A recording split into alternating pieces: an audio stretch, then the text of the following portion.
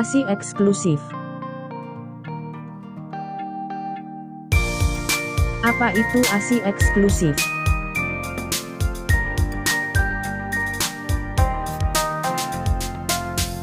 Menurut Saleha 2014, ASI merupakan cairan untuk memenuhi kebutuhan gizi bayi dan melindunginya dalam melawan serangan penyakit. Keseimbangan zat gizi dalam ASI berada pada tingkat terbaik dan ASI memiliki bentuk yang paling baik bagi tubuh bayi.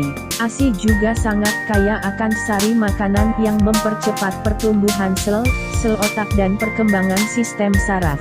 Makanan untuk bayi yang dibuat menggunakan teknologi masa kini tidak mampu menandingi keunggulan dari ASI.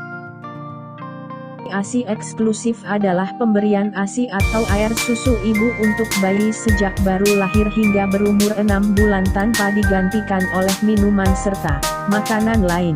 Jadi dari usia bayi 0-6 bulan, bayi cukup hanya diberi ASI saja. Apa sih manfaat ASI eksklusif? Manfaat untuk bayi yaitu, ASI eksklusif merupakan makanan terlengkap yang mengandung zat gizi yang diperlukan untuk bayi, mengandung antibodi yang melindungi bayi dari penyakit, terutama diare dan gangguan pernafasan, melindungi terhadap alergi, caring feeding mengandung zat yang dapat menimbulkan alergi, mudah dicerna dan gizi mudah diserap. Dengan memberikan ASI minimal sampai 6 bulan maka dapat menyebabkan perkembangan psikomotorik bayi lebih cepat. ASI dapat menunjang perkembangan penglihatan. Dengan memberikan ASI maka akan memperkuat ikatan batin ibu dan bayi, mengurangi kejadian karies dentis dikarenakan kadar laktosa yang sesuai dengan kebutuhan bayi.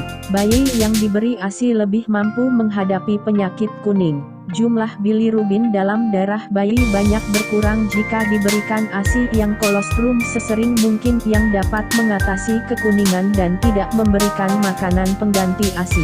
Bayi yang lahir prematur lebih cepat menaikkan berat badan dan menumbuhkan otak pada bayi jika diberi ASI. Aman dan terjamin kebersihannya. Sedangkan manfaat untuk ibu yaitu, isapan bayi dapat membuat rahim ibu lebih cepat kembali seperti sebelum hamil dan mengurangi resiko perdarahan. Lemak di sekitar panggul dan paha yang ditimbun pada masa kehamilan berpindah ke dalam ASI, sehingga ibu lebih cepat langsing kembali.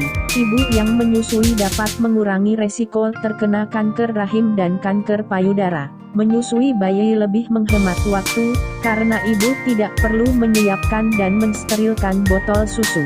ASI lebih praktis karena ibu bisa berjalan-jalan keluar rumah tanpa harus membawa banyak perlengkapan, seperti botol, kaleng susu formula dan air panas.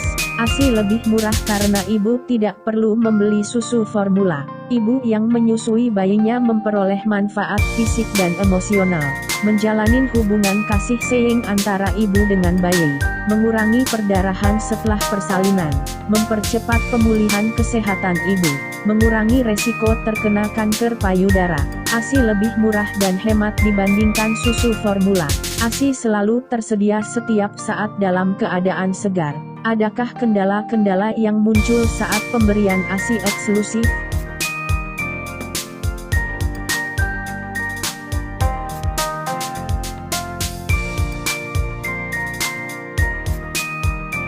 Tentu saja, kendalanya dapat berupa kurang dimengertinya konsep dan pentingnya ASI eksklusif bagi ibu.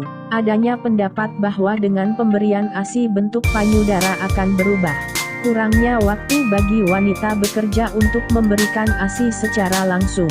Tidak adanya sasaran dan prasaranan yang menunjang untuk memeras ASI di tempat ibu bekerja. Adanya pelanggaran cara promosi tertentu yang dapat menyesatkan para ibu untuk mempercayai bahwa susu formula dan tersebut sama baiknya dengan ASI. Persepsi terkait dengan pandangan ibu terhadap kegiatan menyusui, seperti rasa takut, bahwa ASI yang mereka hasilkan tidak cukup dan memiliki mutu yang jelek. Lalu yang terakhir kita akan membahas mengenai faktor-faktor yang memengaruhi pemberian ASI eksklusif. Yang pertama sekali dipengaruhi oleh pengetahuan, lalu yang kedua sikap, yang ketiga pekerjaan, dukungan dari keluarga dan suami, usia, serta promosi susu formula.